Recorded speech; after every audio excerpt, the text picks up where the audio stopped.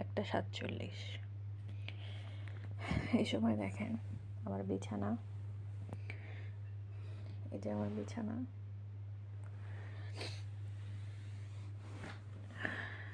এই যে আমার কোলবালিশ।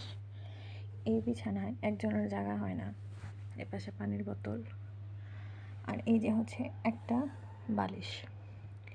এই বালিশটার মধ্যে এইটুকু জায়গায় আমি মাথা রাখছি, আর এইখানে ইনি শুয়ে আছে।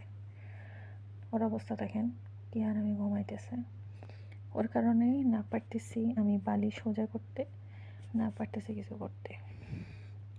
আবার তাকায় থাকে।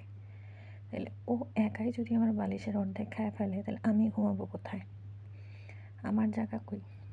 যারা যারা বিড়াল পারে তাদের নিজেরই ঘরে শোয়ার জায়গা থাকে না। এদের দেখে মনে হয় যে